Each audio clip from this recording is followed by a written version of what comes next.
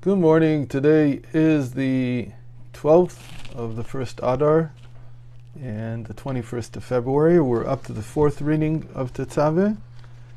And in today's reading we hear about the installation rites, the rites that Moses was commanded to do when installing or inaugurating Aaron and his sons into the priesthood, into the work of the tabernacle.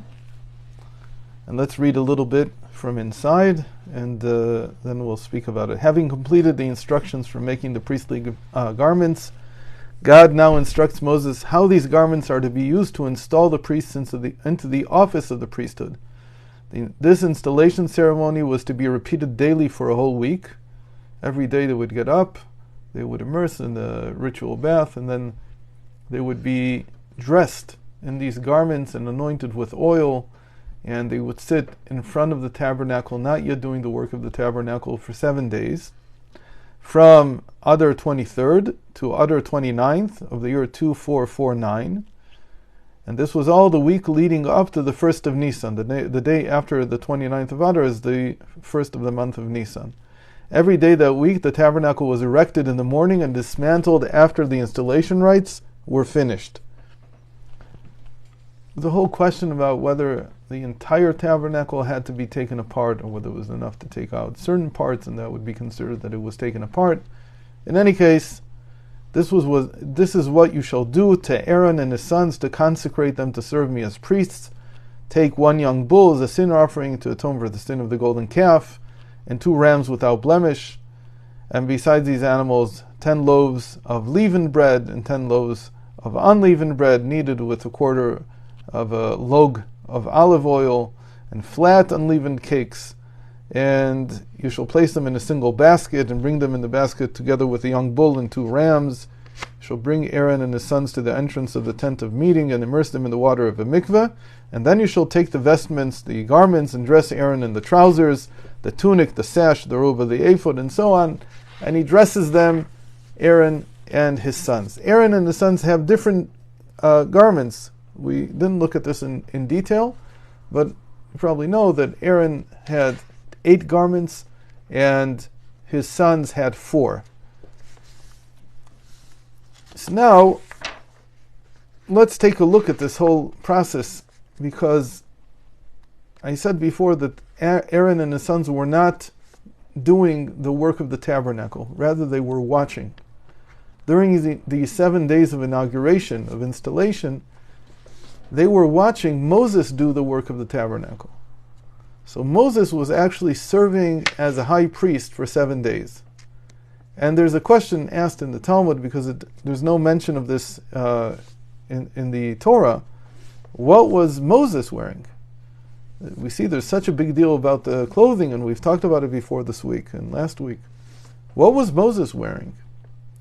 And the answer the Talmud gives is that Moses was wearing a simple white robe, meaning he wasn't wearing anything similar to the intricate clothing of the priests.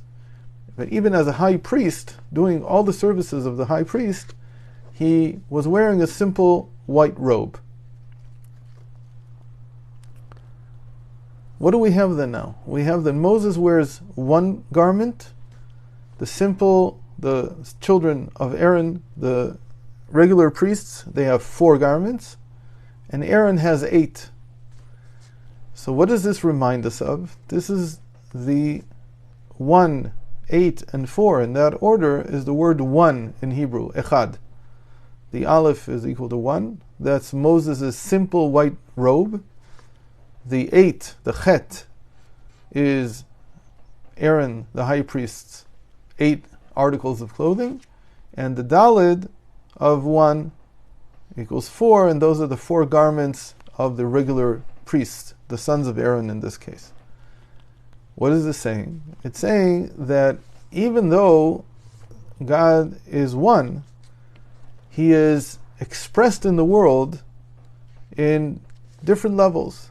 Someone like Moses, who is entirely connected to God, and you might say, sees the world as black and white. He doesn't see the coloring, he doesn't see the hues, he doesn't see the different traits in the world. He is of a single mind to follow God. So he has a simple white robe, like the simple revelation of godliness. Aaron is on the other extreme. He is adorned with not just with clothing, but with jewelry. So it's not only that he has colored clothing, is that he's wearing hues and colors that come from the breastplate, from the stones on his shoulders. He's making sound with the coat that has bells on it. He's like very present. You can't miss him.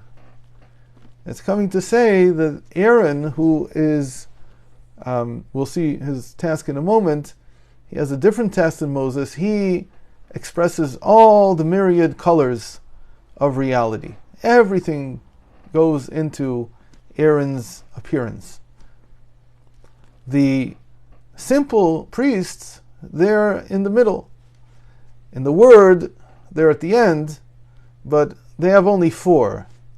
So the interesting thing here to understand is, why is it this way? And we'll say it like this, because Moses represents God above. He's the Aleph, he's the one. Aaron represents the descent from oneness through 7 firmaments and into the earth. That's called the 8 dimensions. And that's exactly the type of intent that we should have when we're saying Shema in the morning and in the evening. Shema Yisrael Hashem Elokeinu Hashem Echad. When you say He's one, so the Aleph in that one is God is one. There's where He is supernally, there's only one. But then there's a descent of the godliness, or descent of the soul, sometimes we say, through these 8 dimensions, and that requires that has the most difficulty in it. And finally, once it reaches our dimension, it diffuses through 4 dimensions, meaning not really dimensions, but directions, 4 directions, north, south, east, and west. And in all 4 directions, the godliness spreads into the world. And so the regular priests, they represent the mundane dimension, where there's not as much action going on. It's not like the descent. It's not like a vertical descent. It's a horizontal spreading out. And the horizontal spreading out is more of the same all the time. There's not really that much difference. The difference between them, between Moses and Aaron, is that Moses, he represents the godly truth all the time. Exactly the godly, just what God says, and there's nothing else. But Aaron, we know that he loved peace and he pursued peace. And to love peace and to pursue peace, you have to have a sensitivity to the fact that most people don't see the world black and white, and certainly they don't see it based on my black and white. They have their own version of what's right and what's wrong, and if they argue with someone, it's very hard to find common ground. And when there's an argument between 2 people, and 2 people have come to a state in which they're not talking to each other or something like that, it's very hard to put them together because they see the world so differently. Each one of them is a different character. It's a different way of seeing the world. I'll mention this, I mentioned this already once this week. I heard this story just recently from a relative of mine, that one of Bill Clinton's advisors was a well-known psychologist. I won't mention his name. He taught him a whole series of analyses that you can do on people to understand how to speak to them. Because every person needs to be spoken to differently. Every person is coming with a different need to extract out of the conversation. It's not, only 10% of the people really care about what they're extracting out of the conversation is true or false. That's not what they're interested in. They're interested in something entirely different. So we teach a lot about this. This is part of the ego and why the ego in each person needs something else. But the bottom line is that if you don't know who you're talking to and you don't understand what they need, it's very hard to give it to them. And so you might say everything right, but it still won't hit the mark. It still won't make a difference. And so when Clinton was running for president, he preferred, and he got it, not to have a debate with Bob Dole, but rather to have a town meeting. And each one of them was asked questions by the people in the audience, and not by a moderator. And so one of the questions was, an older woman stood up and said, "My son is a drug addict. He came back from, I guess back then it was, I don't know what war he came back from whatever it was, in the maybe in the Iraq war, and he's a drug addict, and he's now in jail." And she told, like in 2 minutes, all the different troubles he had. And she says to both of them, "If you're elected president, what will you do about this?"